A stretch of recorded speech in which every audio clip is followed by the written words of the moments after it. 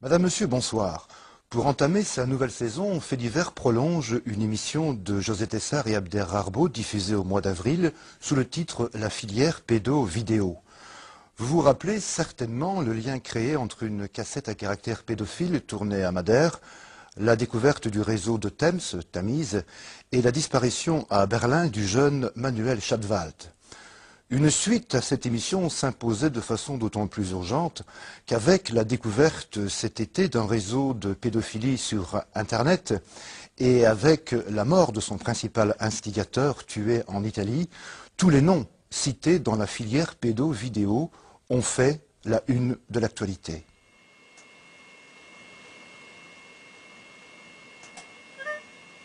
Cet été, le 14 juillet, l'émission hollandaise Nova révélait à l'aide de ces photos que l'on aurait voulu innocentes l'existence d'un site internet du nom de code Apollo, capable de diffuser à la demande payante partout dans le monde des milliers de photos d'enfants violés. C'est dans un luxueux appartement de Zandvoort, sur la côte hollandaise, non loin d'Amsterdam, qu'ont été retrouvés les ordinateurs qui servaient ce site. L'appartement était la propriété d'un homme de 49 ans, nommé Ulrich, tué en Italie au mois de juin 1998.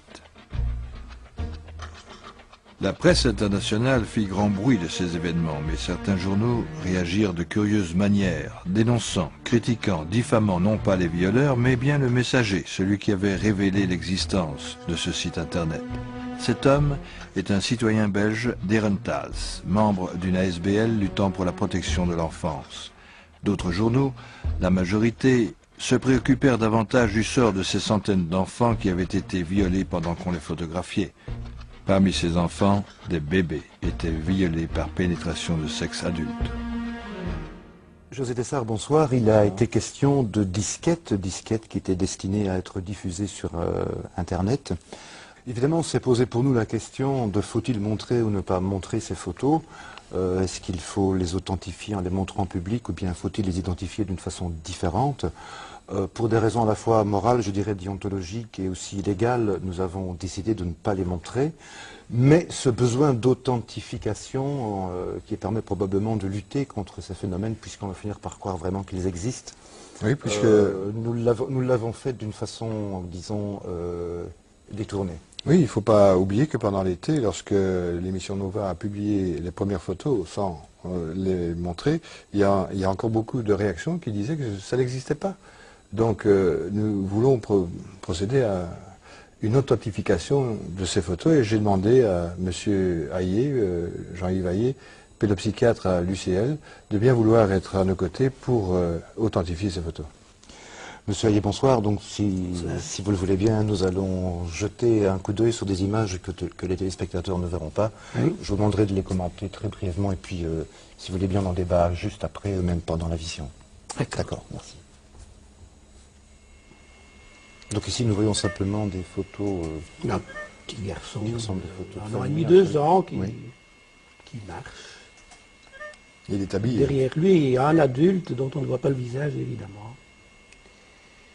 Maintenant, cet enfant ne porte plus que son linge. Il est couché sur un lit, Sur le dos. sur le dos. On commence à lui enlever son linge, semble-t-il. Il est nu, toujours couché, peut-être comme un petit bébé confiant, attendant du positif de l'adulte, mais je ne crois pas que c'est du positif qui va venir. On le montre de dos, à quatre pattes. Et alors en effet, c'est maintenant une image tout à fait horrible d'un adulte de sexe masculin occupé à violer ce petit garçon de façon indubitable. Alors maintenant, il y a un titre, on va frapper un enfant de 6 ans. Mais c'est un enfant de 6 ans, il est également violé. C'est un film. Alors, monsieur Hayé, je disais en introduction que se pose toujours la question, le faut-il montrer ou ne pas montrer? Est-ce qu'on a le choix d'une certaine façon entre prouver l'authenticité de quelque chose et de l'autre côté, en même temps, susciter une espèce de fascination morbide qui empêcherait le recul nécessaire pour juger, pour combattre? Mais je pense que vous avez fait le double choix de ne pas exciter une fascination morbide chez une partie des téléspectateurs et en même temps de protéger une autre partie des téléspectateurs, je pense notamment aux plus jeunes, d'images qui sont réellement traumatisantes, où on voit des cœurs gravement malmenés, violés. Je pense que la vision des images aurait fait du tort psychologique à bien des gens. J'espère de tout cœur que les gens qui nous regardent se contenteront de notre parole pour savoir que ces choses existent. Et nous avons vraiment vu maintenant des viols d'enfants très jeunes. Destinés à la diffusion et à l'échange sur Internet. Oui. Comment est-il possible que des hommes puissent jouir de ce spectacle? Ce n'est pas facile à comprendre. Votre question, ça consiste à se demander pourquoi est-ce que des hommes progressivement peuvent se laisser habiter par une perversité infinie, entraînant mais une négation totale de la sécurité, du cœur, de l'avenir d'autres. Alors je crois que ça arrive d'abord parce qu'à la différence de l'animal, l'être humain est un être qui est doué de liberté. Et donc ici, vous voyez des gens qui, en se servant de la liberté qu'ils ont choisi un jour, et probablement de façon prédominante, de se donner du plaisir sexuel, de l'ivresse de puissance, de se donner un peu la volupté de se sentir au-dessus de toutes les lois, par le chemin que nous venons de voir, c'est-à-dire en annihilant, en anéantissant des petits enfants vivants. La question que la société, c'est-à-dire nous posons face à ce qu'on vient de voir là, c'est comment punir, comment juger, comment réprimer, et éventuellement comment éviter. Comment réprimer? Je pense que la première étape de la répression, c'est la non-naïveté, et c'est que nous disposions d'institutions sociales et d'institutions judiciaires qui croient que des phénomènes déviants comme ça puissent exister. Je dirais qu'ils fassent l'effort psychologique d'y croire, qu'ils fassent l'effort psychologique un peu de penser l'impensable, de penser que peuvent exister des différences vraiment atroces dans le domaine du mal. Des choses comme celles qu'on vient de voir, ce n'est pas des choses isolées, elles nécessitent quasi obligatoirement des groupements de personnes, des cadres commerciaux. Elles nécessitent d'ailleurs que des gens se mettent en petits groupes parce qu'en petits groupes, ils se sentent plus forts pour nier tout ce qu'il y a d'humain entre eux. Ils se donnent du courage dans le mal.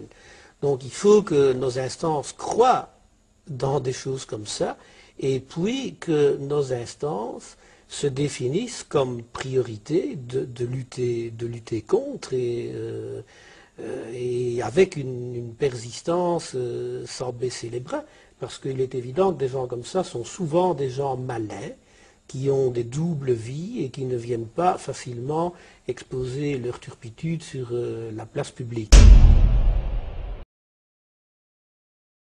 Quel âge aurait eu le bébé? Ici, il avait, je le situe, entre 1 an et demi et 2 ans. Et vous vous rendez compte du devenir de cet enfant.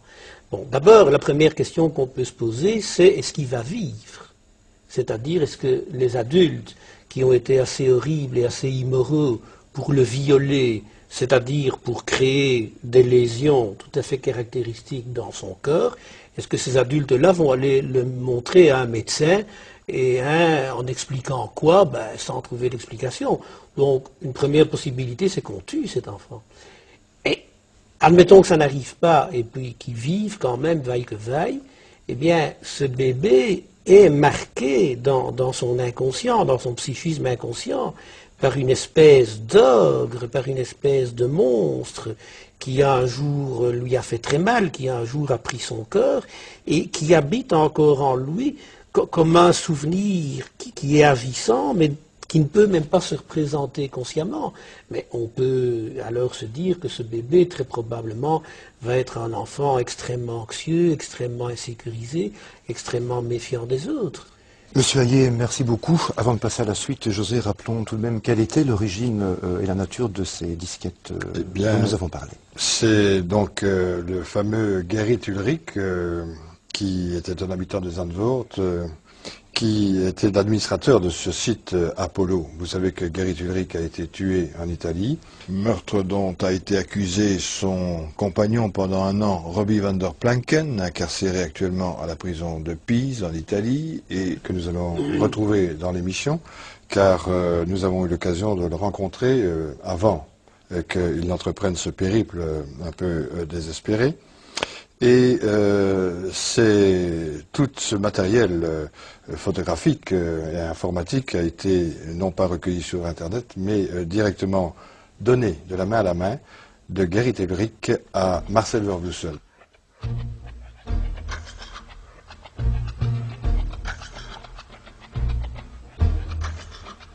L'homme que vous avez rencontré à Zandvoort, il s'agit bien de celui dont on a parlé pendant l'été, qui est Gerrit Ulrich, qui a été tué en Italie. Oui, l'homme de l'affaire Zandvoort est en effet Monsieur Ulrich, qui a été tué en Italie et qui est en même temps l'homme qui nous a donné les disquettes à Zandvoort, dans cet appartement. C'est bien Monsieur Ulrich. Est-ce que vous avez retrouvé dans ce matériel des agendas ou des listes de paiement par carte Visa, par exemple? Non, les gens qui travaillent par Internet vont toujours travailler avec une clause de sécurité. Mais ce qu'on a trouvé dans l'affaire de Zandvoort, par exemple, c'est que l'homme qui a rassemblé les disquettes de Zandvoort a commis une erreur fatale, en fait, en donnant à son site de porno enfantine un nom de code.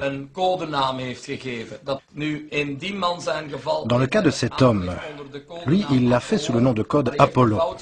Puis il a commis une deuxième erreur en recevant des donations sur ses comptes, avec la désignation Apollo. Et en troisième lieu, il a laissé en quelque sorte ses empreintes digitales sur les disquettes. Et cela en mettant son propre bateau sur ces disquettes, bateau où l'on voit des jeunes qui sont abusés sexuellement. Donc, autrement dit, cet homme a produit quelque chose d'unique.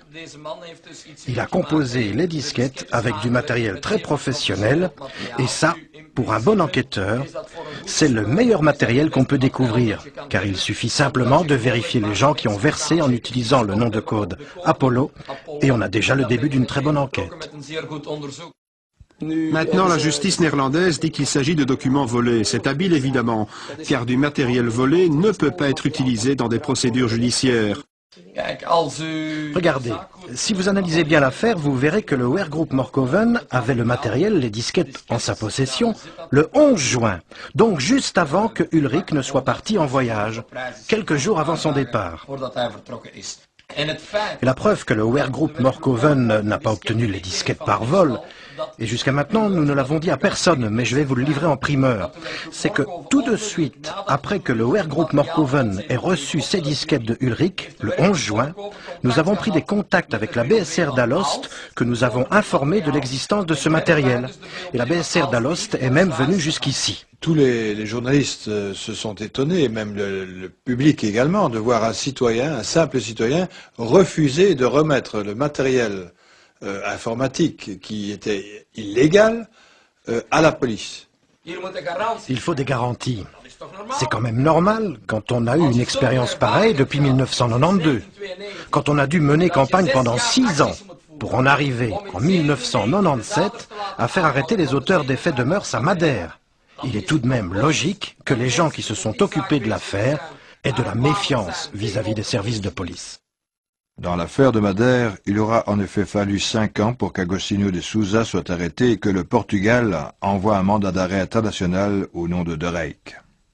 L'enquête est née du fait qu'à un certain moment, nous avons reçu par la voie officielle une dénonciation des autorités portugaises concernant un Belge habitant l'arrondissement de Dendermonde et qui avait été impliqué dans une affaire de pédophilie au Madère. L'association belge Morkoven, qui a découvert il y a quelques jours un autre réseau pédophile aux Pays-Bas via Internet, pense que les deux affaires sont liées. Ce n'est pas l'avis du parquet. Selon moi, il n'y aura aucun lien entre ces deux affaires parce que l'affaire dont on parle maintenant aux Pays-Bas, d'après ce que j'ai pu comprendre, c'est une affaire qui se passe surtout sur Internet, tandis que notre affaire n'a rien à voir avec Internet. Il n'y a pas de connexion entre les deux? Non, pas du tout. Quand vous regardez la date à laquelle le procureur Dufour dit que l'affaire Zandvoort n'a rien à voir avec celle de Thames, eh bien, regardez la date. Comparez avec la date à laquelle notre Wehrgroup a livré les disquettes. Alors, je vous demande à vous, comment le procureur peut-il, tel un voyant extralucide, savoir ce qu'il y a dans ce matériel alors qu'il ne l'avait pas encore? Toute la presse internationale a été témoin de la remise de ce matériel. La SBL Morkoven décida donc de remettre le matériel informatique à la suite d'une journée mouvementée où l'on vit la police belge perquisitionner chez Marcel Vervloesen à la demande pressante de la police hollandaise. Un policier néerlandais de Bloemendaal en chemise blanche assiste à la scène. Il vérifie le matériel mais il n'emportera rien. Pour avoir ce matériel, la police hollandaise devra faire une demande officielle. Signalons que pour intimider la SBL Morkoven, Marcel Vervloesen fut arrêté pendant plusieurs heures à la demande de la justice belge. Je peux vous annoncer que j'ai eu un entretien avec un juge d'instruction de Turnhout, une discussion qui s'est très bien passée, au cours de laquelle nous avons enfin reçu les garanties que cette affaire serait traitée sérieusement. Nous sommes donc tombés d'accord. Ils nous ont dit nous allons nous attaquer à ce réseau. Dès lors, nous leur avons remis les documents.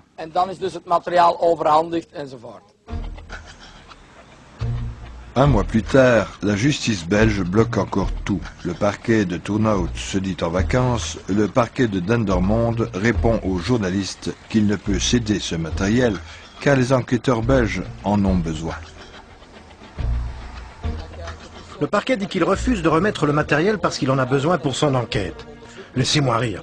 Le matériel a été remis en double par Morkoven. Il y avait le matériel pour le parquet en Belgique et il y avait le matériel pour le parquet en Hollande. Quelques jours plus tard, fin du mois d'août, Marcel Vervloesen rencontra les policiers hollandais de Bloemendaal dans la petite ville de Hulst, en territoire hollandais, et leur transmit lui-même devant nos caméras un CD-ROM contenant toutes les données rassemblées. Ce geste fait partie de la méthode Vervloesen.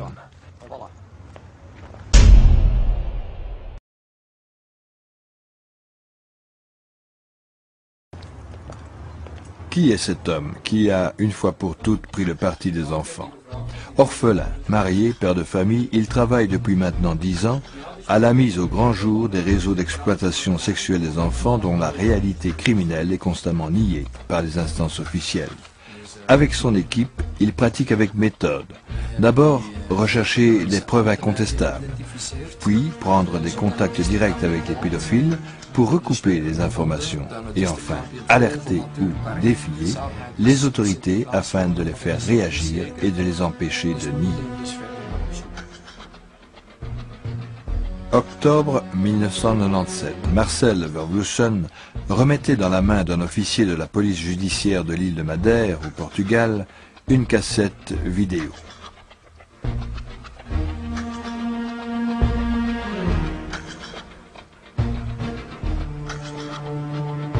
Sur cette cassette étaient enregistrées les images d'un film vidéo amateur tourné à Madère au début des années 90 par un Belge, Norbert de Reyck de Thames, et montrant des actions de viol de mineurs commises par un pédophile portugais, Agostinho de Souza, un pédophile hollandais, Robert van der Natten, et par Norbert de Reyck qui est lui-même filmé.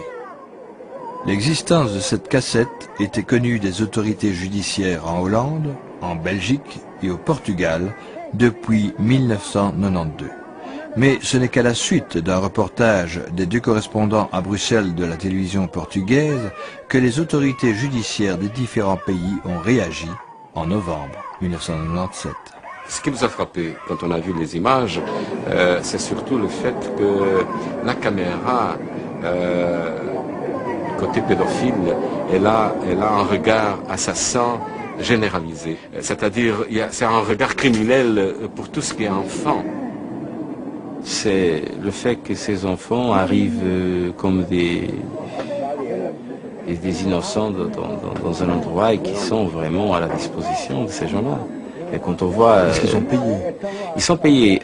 D'ailleurs, dans une des cassettes, on constate que les enfants commencent à discuter entre eux parce que le prix, c'était pas ça. Et les remarques des Des adultes, c'est du genre, discutent le prix, veulent plus d'argent, les salopards. Tout ça en flamand, naturellement, avec un accent bien identifiable. Et puis, quelque chose d'autre qui nous a frappé, c'est un garçon de 17 ans qui est identifié, qui est dans les images. Et il est examiné, son anatomie est comme un cheval, comme un vrai cheval. Et il est destiné à un client qui se trouve en Belgique, de nom Philippe. Et cet enfant est examiné, voilà, il a ça, ça et ça, notre ami là-bas va bien aimer. Et l'autre fait une remarque qui est assez brutale. Ben, ce matin, j'étais avec un ami à lui de 10 ans, c'était parfait. Donc l'âge des enfants ne fait aucun doute. Et on a aussi remarqué dans la séquence de cette caméra qu'à un certain moment, des enfants qui sont filmés se retrouvent un peu plus tard dans une chambre d'hôtel avec ceux qui portait la caméra à ce moment-là. Ce qui nous a poussé à nous à dévoiler ces images, c'était le fait qu'une députée belge, Nelly Maas, de Volksuni, a fait une conférence de presse ici à Bruxelles.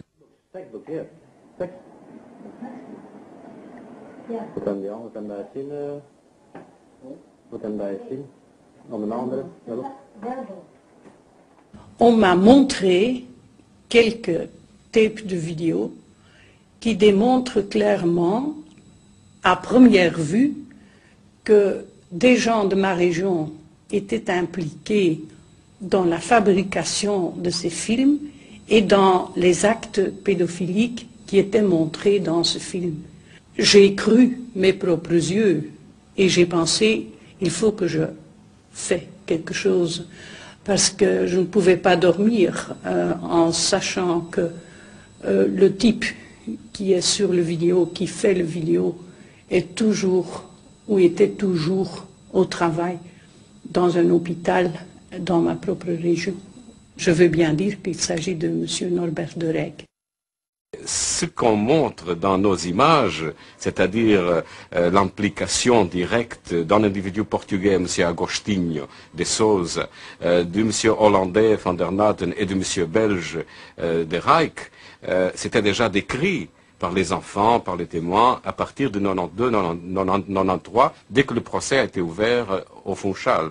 Donc tout ça était déjà décrit, mais on n'avait pas eu dans la presse la preuve.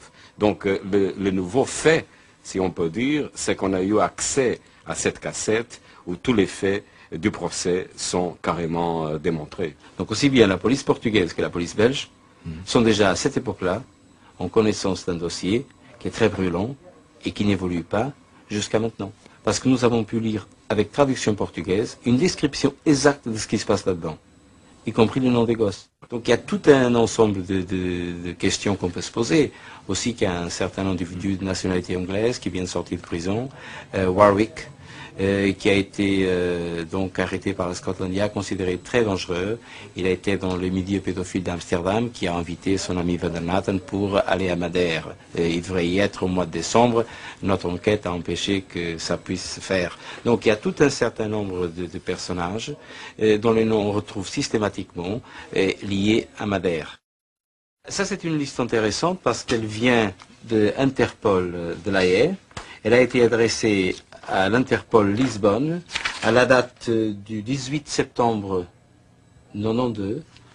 Elle a 4 noms étrangers, donc Lothar Landorf, Norbert Alexander Franz de Rijk, Casper Francisco van Massakers et Robbie van der Planken. Ces individus ont été détenus, ont été arrêtés en Hollande et ils possédaient certains documents, photos, ou à caractère pédophile avec des enfants portugais. Le film Madeira, tourné au Portugal, était couramment projeté à Thames, au café Monti, aujourd'hui fermé et délabré. C'était un des lieux de rendez-vous à Thames d'un grand nombre de pédophiles dont certains organisaient des voyages vers la Hollande avec des jeunes garçons marginaux ou issus de familles défavorisées pour les amener à Utrecht, au studio de Pauw, où ils devaient jouer dans des films porno. Se sentant découverts par la SBL Morkoven, ils n'hésitèrent pas à porter plainte pour chantage contre Marcel Verglussen. Ce que nous savions, c'est que le café Monty en 1992 était en étroite relation avec le café Gayati, dont le Hollandais Bert Mulenders était exploitant. Mulenders était l'homme qui transférait les teenagers disparus vers Hulst et Utrecht, où ils devaient jouer dans des films porno, etc. Moi, j'ai l'information comme quoi les cafés Gayati pouvaient servir de lieu de départ d'enfants vers les studios de Pauw à Utrecht, par exemple. Ce n'était pas vraiment dans le journal, ici à Thames. Mais ce qui est vrai, c'est que certains clients qui venaient aussi chez moi utilisaient ce café-là pour embarquer, enfin disons pour emmener les gosses et se faire un peu d'argent, et les accompagner Herbert aux Pays-Bas. Puis ça se racontait, qu'il disait, je ne sais pas, mais c'est ce qu'on racontait. Marcel Vervloesen a été condamné en première instance, mais il attend sereinement le verdict de la Cour d'appel de Gand, la plainte ne reposant sur rien de sérieux. Mais le fait capital, c'est que Marcel Vervloesen, ayant été inculpé, a pu consulter son dossier. Or, son dossier était aussi le dossier du réseau de Thames. C'est ainsi qu'il a pu lire et recopier une multitude de procès-verbaux, dont celui par exemple du dépôt au greffe du tribunal de Dendermonde le 2 décembre 1992, d'agendas dont un ayant appartenu à De Reyck avec des adresses à Madère, et de 27 cassettes vidéo dont une intitulée Madeira avec la mention, je cite, « enfant violé ».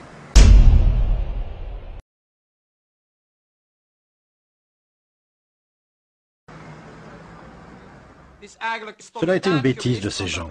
Et la conséquence est que maintenant nous avons accès à tous ces dossiers. Nous avons épluché le dossier d'Endermonde à 12 reprises. Nous avons examiné à fond les listes saisies. Tous les listings, car ne l'oubliez pas, même le contenu des cassettes vidéo saisies en 1992 avait été entièrement retranscrit. Eh bien, tout ce qui se trouvait dans ces cassettes, les séquences qui figurent dedans, l'action, les adresses, tout était repris dans des procès-verbaux. En fait, nous avons recopié intégralement le dossier avec toutes les informations possibles et imaginables qui s'y trouvaient. Dites-vous bien que le seul élément qui nous donne nettement raison est que nous avons vu dans le dossier d'Endermonde la photo de Robert van der Natten avec la mention « Cet homme n'a pas été identifié ». Cette photo avait été extraite de la cassette Madeira. Alors, nous avons photographié cette photo, nous l'avons mise sur une affiche d'avis de recherche. Et c'est de cette manière que nous avons pu retrouver Van der Natten. Robert van der Natten accepte un rendez-vous à Hulst fin décembre 1997. Très inquiet de se savoir découvert, il est prêt à charger ses complices, dont De Reyck. Ik ben altijd netjes opgevoed. Ik kan niet verwerken. Ik kan niet verwerken. Niet met die kinderen, eerlijk niet. Met die kinderen heb ik niks, met die kleine kinderen heb ik niks gedaan. Echt niet. C'est ainsi qu'il remet à Marcel Vervloesen la cassette Madeira.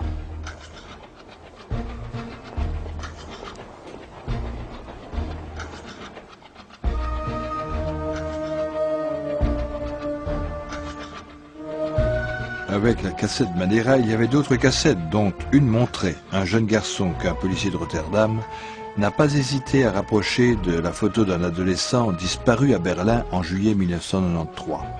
Cet adolescent s'appelait Manuel Schadwald.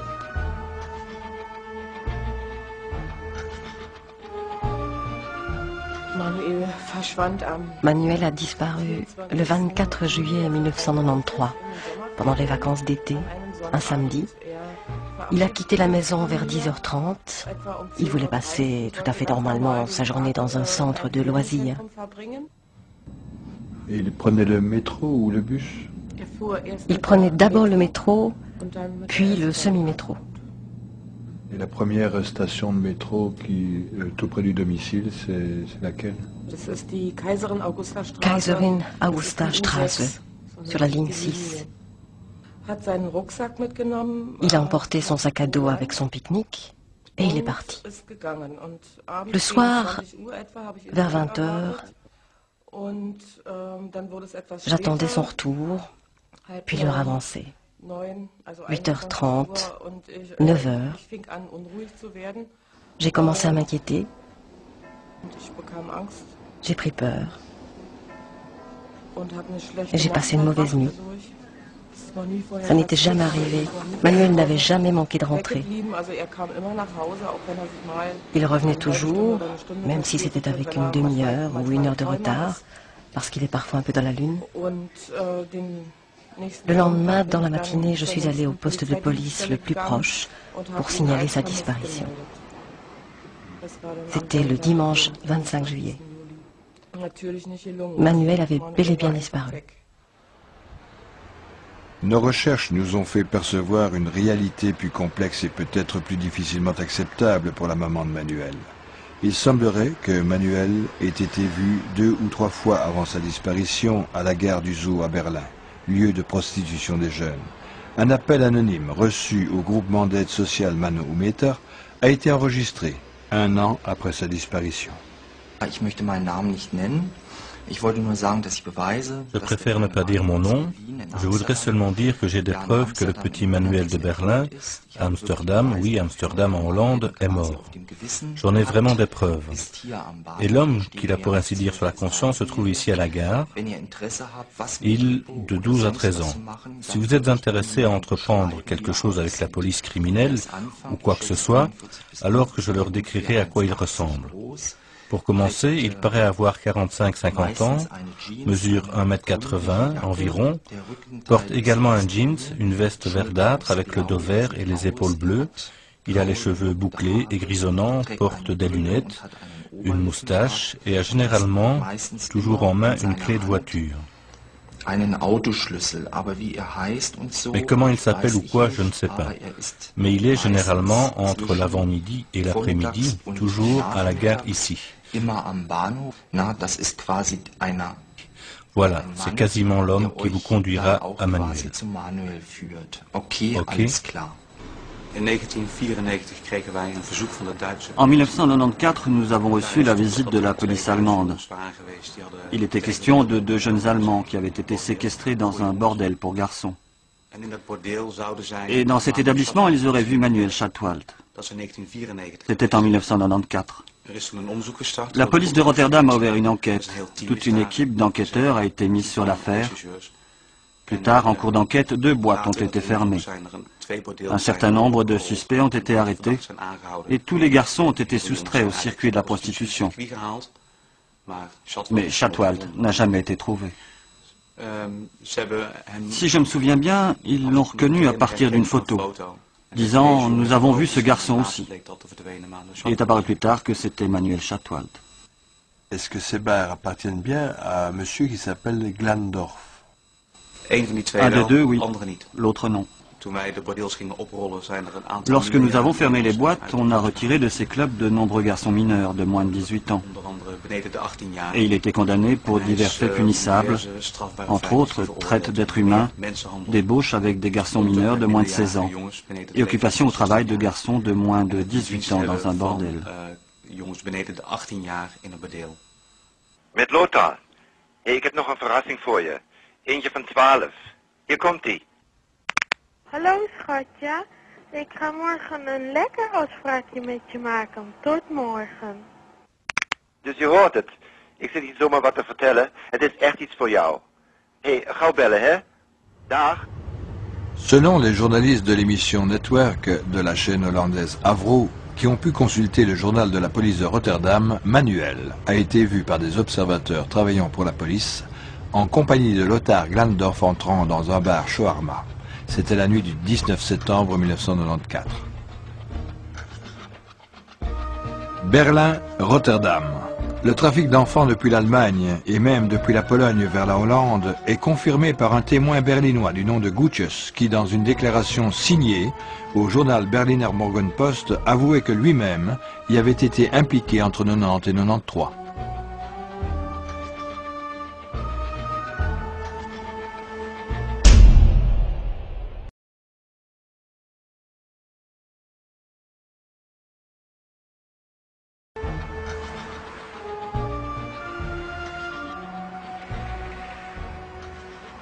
Peter Gutjes a dit qu'il avait transporté environ 60 enfants et jeunes, donc pas seulement des enfants, vers Anvers, Rotterdam et Amsterdam.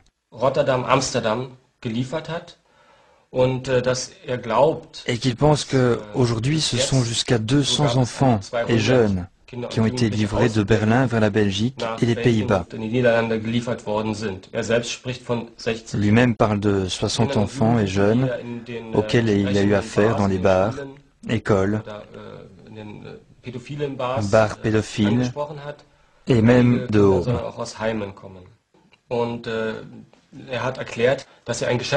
Il nous a déclaré qu'il a été l'associé de Lothar Glandorf, qu'il a participé à ce trafic jusqu'en 1993 et que, par la suite, il a fait devant la justice berlinoise une déposition disant qu'il était partie prenante.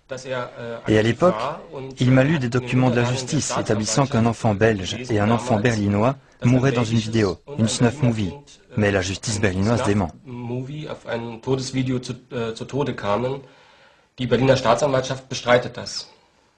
Est-ce que Peter Gutschus se sentait coupable de ce trafic?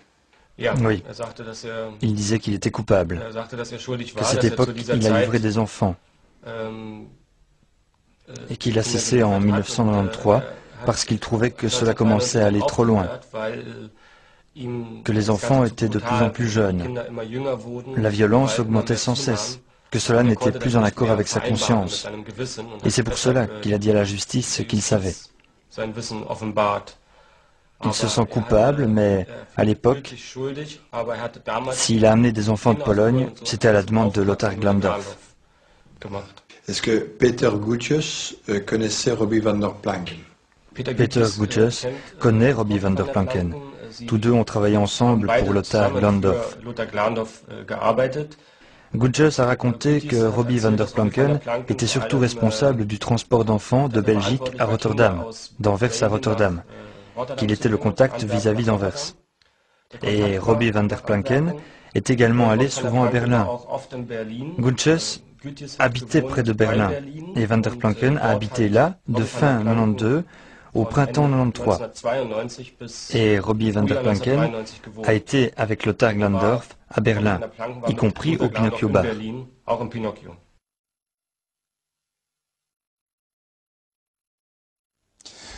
Oui, José Dessart, un nom revient souvent et il reviendra encore au courant de cette émission, c'est celui de Robbie van der Planken, qui est d'ailleurs aujourd'hui incarcéré en Italie. Alors comment a-t-il été possible à la fois d'identifier et de localiser un personnage comme celui-là? C'est tout le travail de la VZW Morkoven, comme on l'appelle, et de Marcel Vervloesen, qui a pu localiser très tôt ce nom dans le dossier auquel il a eu accès, le dossier de Tamise, à propos d'un procès-verbal de la police hollandaise qui avait fait irruption dans un appartement de Waalre près de Eindhoven et qui avait surpris 4 adultes en compagnie de 2 jeunes adolescents, à demi-drogués et complètement nus, et ils regardaient des films pornographiques dont l'acteur était Robbie van der Planken, notamment sur une plage du Portugal. Mais alors, comment fait-on pour amener un personnage comme Robbie van der Planken à témoigner ouvertement devant les caméras de télévision, dans la vôtre? Il était originaire de Boom. Marcel Vervloesen est entré en contact avec ses parents. Il a pu obtenir des contacts avec Robbie van der Planken. Et il lui a posé des questions très pertinentes sur Manuel Schatwald. Et c'est ce nom, Manuel Schatwald, qui a fait bouger Robbie van der Planken. Et il faut dire qu'à partir du moment où Marcel Vervloesen prend contact avec les milieux pédophiles, il montre une connaissance telle de l'intérieur du réseau et de certains faits indéniables que ça jette la panique à son correspondant, qui alors à ce moment-là essaye de s'en tirer en accusant d'autres, en faisant parvenir à Marcel Vervloesen des preuves comme quoi il n'est pas impliqué ou il est moins impliqué qu'il ne le serait.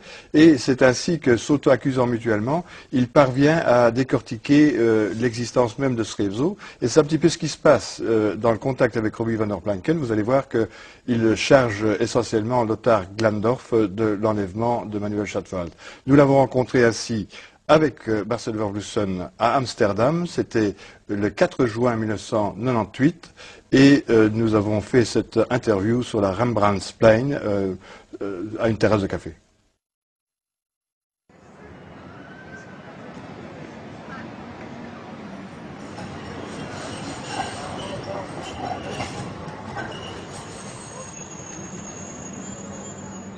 Il y a longtemps que vous connaissez Manuel. Depuis la première rencontre en 1993 en Allemagne. Comment s'est déroulée cette rencontre? J'étais dans un bar en Allemagne, le Pinocchio, en compagnie de Lothar. Nous y allions régulièrement. J'avais été en Allemagne avec Lothar, toujours pour la même chose, chercher à faire du business, des films, chercher de jeunes garçons. Il s'agit de Lothar Glandorf. Alors, vous recherchiez des garçons de quel âge?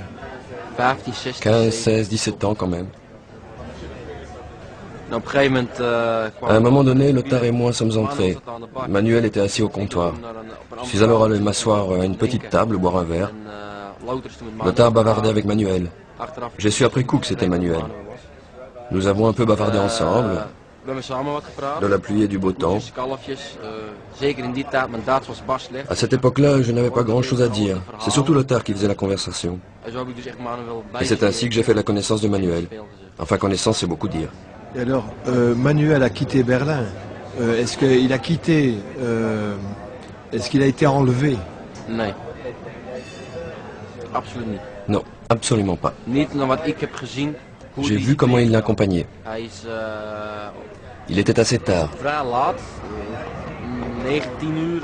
9h, 10h, 10h30 par là. Et Lothar m'a dit, on s'en va parce que nous devons aller jusqu'à Hambourg. Alors j'ai vu Lothar Glandorf partir avec Manuel, qui suivait de son plein gré. Je ne dis pas qu'il était très joyeux, mais il n'avait pas non plus l'air malheureux, ou de subir une contrainte. Vous pensez que c'était un habitué du bar? Non. Donc Manuel, à ce moment-là, avait 12 ans et demi. Oui, difficile à dire. 12, 13, 14 ans, c'est un âge difficile à évaluer. Et vous avez fait le voyage avec Manuel? Non, je suis resté parce que j'avais déjà eu alors, à plusieurs reprises, des contacts avec quelqu'un d'autre à propos de petites voitures Trabant. Et comme des affaires semblaient pouvoir se conclure, je suis resté. Je n'ai pas accompagné. Je les ai vus sortir et je les ai entendus démarrer. Et je sais que Manuel était dans la voiture. De plus, j'ai eu confirmation par une conversation que j'ai eue au téléphone avec Lothar quelques jours plus tard.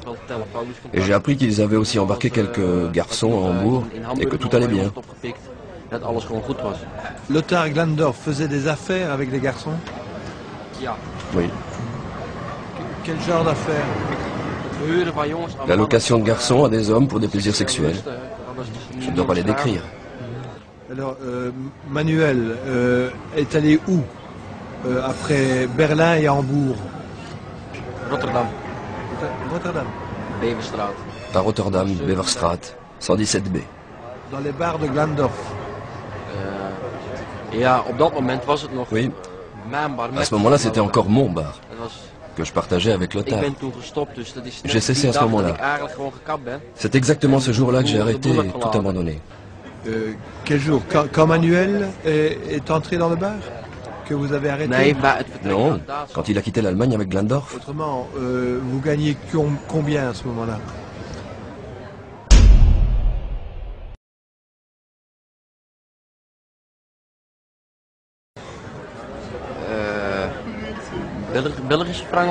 En francs belges ou en florins? 300 à 400 000 francs belges par mois, facilement. Comme exploitant de jeunes, mais vous-même, vous vous prostituiez? Les deux. Exploiter les jeunes et la prostitution. Et vous avez eu connaissance de ce que devenait Manuel après? Non. Par expérience et par ce que je sais de Lothar, j'ai pu me faire une idée. Seulement à ce moment-là, je ne savais pas encore que Manuel avait 12 ans et demi ou 13 ans car je m'en suis toujours tenu à un âge minimum de 14-15 ans. En fait, 14 ans est encore trop jeune. On a beaucoup d'ennuis à Amsterdam et à Rotterdam avec la police des mœurs, si on traite avec des jeunes de cet âge-là. Mais Manuel, je mentirais si je disais que je ne savais pas. Mais on refoule le problème, on n'est pas vraiment dans le coup. On s'en fiche. C'est peut-être égoïste, mais on ne se tracasse pas, on se dit, ce n'est pas mon problème. Et j'avais autre chose à faire. Les jeunes font ça uniquement pour de l'argent?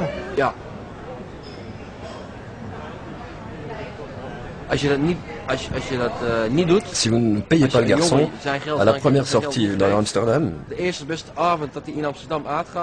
fait la belle.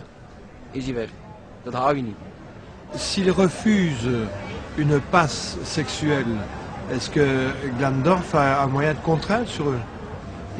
Non. Jamais sur toutes ces années, je n'ai vu Lothar lever la main sur quelqu'un. Parce que Lothar, quand il voulait intimider, vous savez, il est grand, robuste, a l'air rude. Il impressionne. Sa voix, son attitude, c'est tout un programme. Ce que je suppose, c'est qu'il y avait quand même certains abus, commis sur de jeunes enfants surtout. Je veux dire, une sorte de contrainte psychologique à passer à l'acte. À 12-13 ans, face à un gaillard imposant comme Lothar, vous savez... Alors, Glandorf faisait du trafic d'enfants entre Berlin et Rotterdam. Combien en a-t-il amené ici aux Pays-Bas?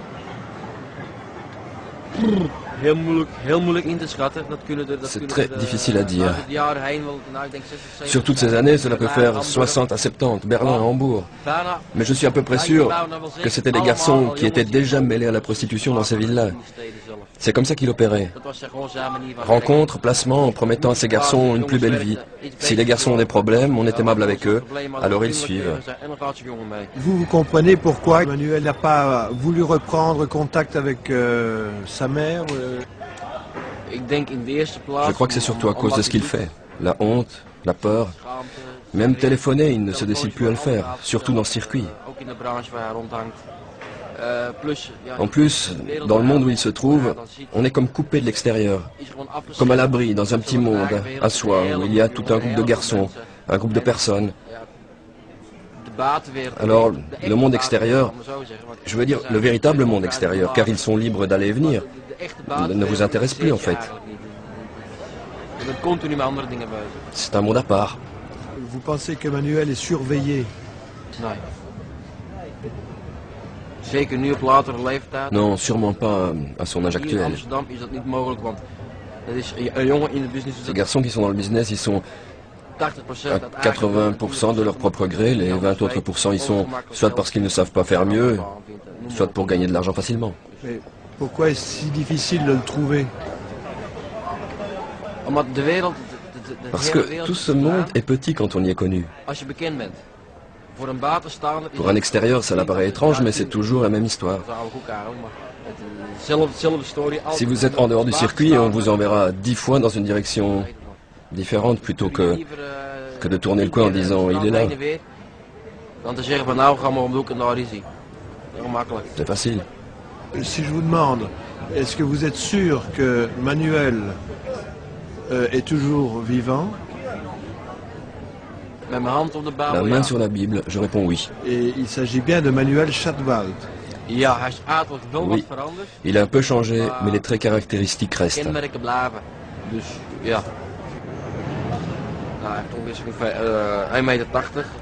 Il mesure environ 1m80.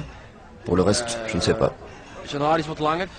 Il a les cheveux un peu plus longs, jusqu'au bas de la mâchoire, à peu près. En plus, il porte 2 grandes boucles d'oreilles. Alors, quand Glandorf était à Berlin, il y allait souvent. Où logeait-il? Dans un petit hôtel près de la gare. Disons derrière la gare. Alors à Berlin, en 1994, il y a eu un appel anonyme qui décrivait un homme avec un blouson vert et des clés en main. et qui était impliqué dans la disparition de Manuel Chatwald. Est-ce que ça vous dit quelque chose? Vous pouvez identifier cet homme? Oui, Glandorf Lothar, avec les clés, il n'y a pas de doute. Est-ce que vous connaissez De Reyck? Yeah. Et il vient souvent à Amsterdam? Il vient souvent avec... il est souvent en contact avec Lothar, Rotterdam, Amsterdam. Alors, vous connaissez Norbert De Reyck, Warwick Spinks et Lothar Glandorf. Et quels étaient leurs rapports? Des rapports de copains et en même temps des relations d'affaires. Est-ce que Norbert De Reyck aurait reçu de temps à autre des enfants de Warwick ou de Glandorf? C'est certain, oui. Comme pédophile. Vous êtes certain qu'il a eu des enfants ici aux Pays-Bas? Oui, oui, absolument. Est-ce que De Reyck était en possession de cassettes porno, par exemple? C'est certain, oui. Et il les vendait? Il les négociait avec qui? J'ai entendu parler de quelques films, mais je ne sais pas ce qu'il y avait dedans. Qu'il donnait à Glandorf. Et Lothar connaissait tellement de monde que ses films repartaient très vite. Est-ce que Manuel a été filmé quand il avait 13 ans, 14 ans? Est-ce qu'il a été filmé? Je suppose que oui. Parce que, en général, un garçon qui se trouve dans ce circuit commercial fait des films. C'est mon expérience. Warwick, il était au courant des activités de Glandorf dans ses affaires? Oui. Donc, Warwick était parfaitement au courant de ce que faisait Glandorf? Oui. Je crois qu'ils savaient beaucoup de choses, l'un de l'autre. Est-ce que Warwick aurait pu rencontrer Manuel? Est-ce que Warwick allait chez Glandorf à Rotterdam? Vous avez travaillé avec Warwick Spinks? Oui, mais pas pour cette activité avec les garçons, pour toute autre chose. Il a la réputation d'être un violent, d'aimer la souffrance des autres. Est-ce qu'il exploite ça dans ses relations? Quand vous dites qu'il se passait des choses graves à Beverstraat, dans les studios de Beverstraat, qu'est-ce qui se passait? À la Beverstraat, de temps en temps, on faisait du soft. Pour le reste, les choses se passaient surtout ailleurs. Amstelstraat, par exemple. Ou à Rotterdam, ou ailleurs. On a appris plus tard qu'il y avait eu maltraitance d'enfants, viol, contact anal, sans consentement des pubères, voire d'enfants plus âgés. Des enfants sont morts?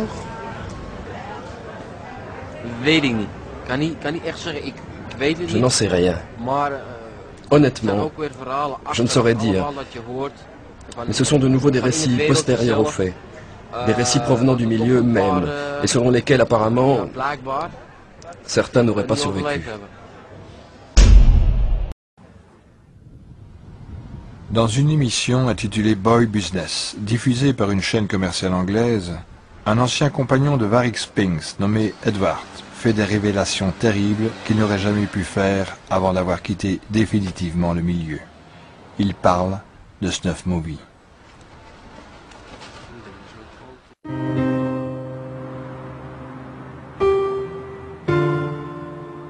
This man, Edward, insists he has seen 5 videotapes where children have been sexually abused, tortured, and then killed in front of a camera. The man was on board with the boy. He was allowed to do anything that he wanted to do to the boy. Things got out of hand and the boy ended up dying, which was recorded on a video camera. How did the boy die? Yeah, he suffocated on the genitals of the man. And what happened after the boy had apparently suffocated on the tape? What did you see on the tape? There was panic. That there was a lot of running in and out. The camera got hit from the side and blanked out, but the whole thing was, it was inevitable that this was actually going to happen. There was sound on the camera. You could hear the waves slapping against the side of the boat, You could hear noises of waterfowl in the background. You could hear the boy gagging. You could hear the man grunting. When the boy actually died, you could hear the panic in the man's voice.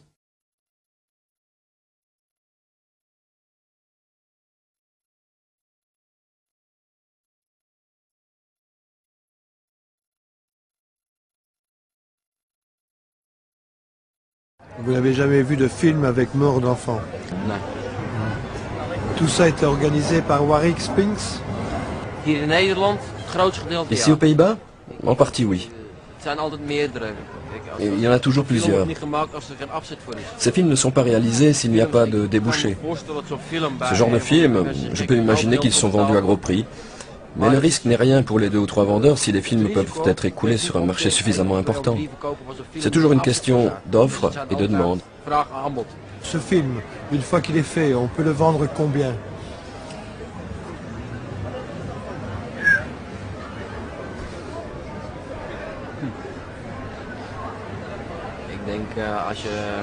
Je crois que c'est un peu en fonction des moyens du client aussi. Je crois qu'en principe, je ne peux pas trop m'avancer. Mais en francs belges, cela peut dépasser 1 million, si le film est fait sur demande. On ne court pas le risque, je crois, pour 200 ou 300 000 francs. Donc c'est pas n'importe qui peut se payer ça, c'est vraiment des gens qui ont vraiment beaucoup d'argent. Oui, absolument. Mais pourquoi avez-vous accepté de parler? Je n'y vois rien de mal. On a eu des conversations préalables. Je ne le fais que pour aider. Ce qui importait pour moi, dès qu'il a été question de ce qui est arrivé à Manuel, c'est de dire devant les caméras, je suis là, simplement comme témoin. Ce qui m'ennuie, c'est qu'il s'agit de connaissances personnelles. Et ces récits qu'on entend ne sont pas tout à fait exacts. Ces récits où on dit qu'il aurait été assassiné. Vous voulez changer de vie? C'est ce que j'ai fait entre-temps.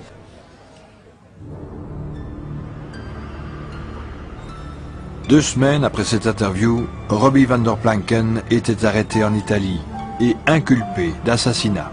Celui de son compagnon, Gerrit Ulrich.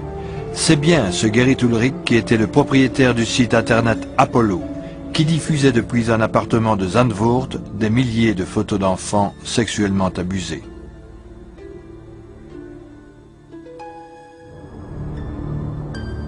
Cet homme est venu nous rejoindre le 4 juin après l'interview, une fois les caméras rangées. Nous avons pris un verre ensemble et, à l'insu de Robbie van der Planken, il s'est adressé à Marcel Vervloesen et lui a donné rendez-vous. J'ai compris alors que M. Ulrich était très inquiet du fait que nous avions établi un lien entre Robbie van der Planken et la disparition de Manuel Shadwalt. M. Ulrich était également inquiet parce que pratiquement au même moment, la police d'Amsterdam avait convoqué Robbie van der Planken, qu'elle a interrogé pendant des heures. Dès lors, M. Ulrich n'était plus à l'aise. Au cours des conversations que nous avons eues avec lui, nous avons très vite compris qu'il recevait des coups de fil des Anglais chez lui, qu'il n'aimait pas ça du tout, qu'il se sentait mal à l'aise, qu'il était angoissé. D'un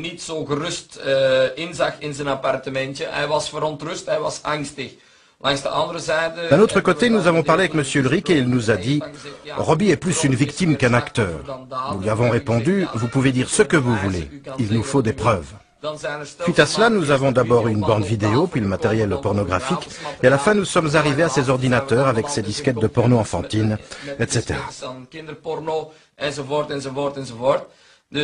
Alors M. Ulrich nous a donné une partie, et que cela soit bien clair, M. Ulrich ne nous a donné qu'une partie du matériel. Je pense qu'il voulait faire un essai, qu'il voulait nous tester, voir ce que nous allions faire avec ce matériel qu'il nous a donné. Nous avons accepté ce matériel, nous l'avons emporté, mais ce qui est étrange, c'est que M. Ulrich nous a téléphoné quelques jours plus tard, de Lyon, comme il l'a dit lui-même, pour nous dire où se trouvait sa cachette secrète. Vous Vous penseriez qu'il y a un lien entre le geste de Gerrit Ulrich de donner du matériel à une association anti-pédophile et sa mort? Mon avis personnel est que Ulrich a été éliminé parce que, je le suppose, il n'a pas eu seulement un contact avec nous, mais il a probablement cherché d'autres contacts aussi pour pouvoir quitter le milieu. Et je pense que le petit voyage qu'il a dû faire subitement, si rapidement que l'ordinateur était toujours allumé, ainsi que l'éclairage de l'appartement, que le repas était toujours sur la table, je pense que cela n'indique pas un voyage préparé. Cela tendrait plutôt à démontrer que la décision a été prise dans la précipitation.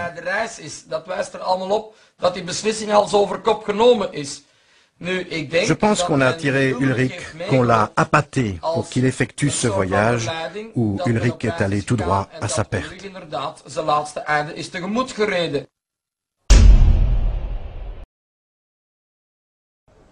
Cette information sur l'existence d'une cache, Marcel Verwoesen la communiquera à la famille de Gerrit Ulrich lorsqu'il apprit le 19 juin qu'Ulrich avait été tué en Italie. Qui a découvert de matériel sous le plancher? Moi. Et qu'avez-vous fait de ce matériel? J'étais complètement saisie de frayeur. Et puis elle m'a dit du calme, pas de panique, continuons à chercher, oui.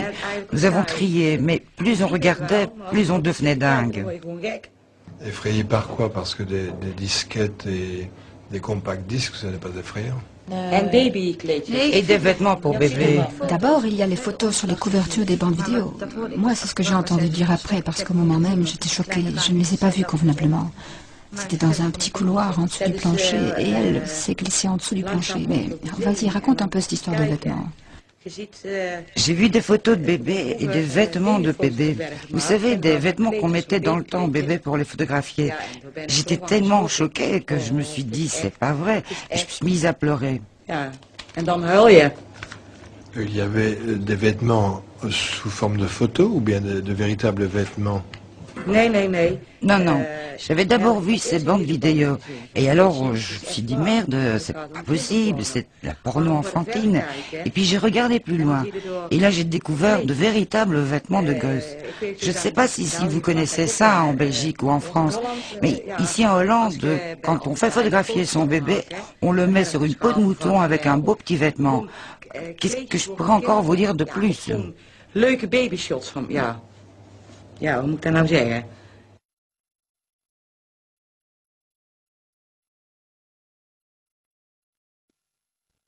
Je l'ai dit tout à l'heure, Robbie van der Planken est aujourd'hui incarcéré en Italie. Il est accusé du meurtre d'Ulrich.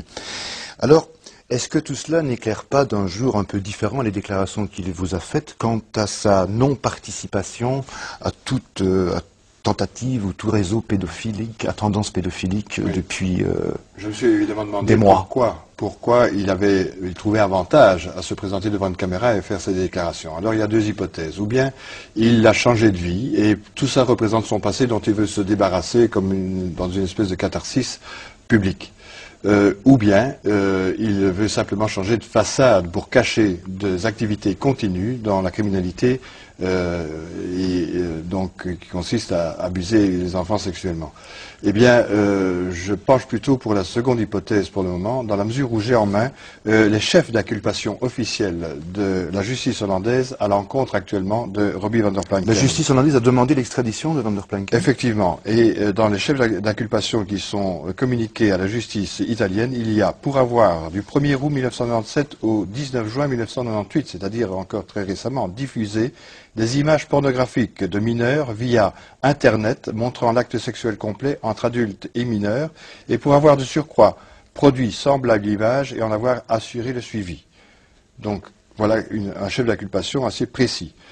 Pour avoir également, et cela c'est important, enlevé le mineur Manuel Chatwal de Pologne vers les Pays-Bas le 24 août 1993.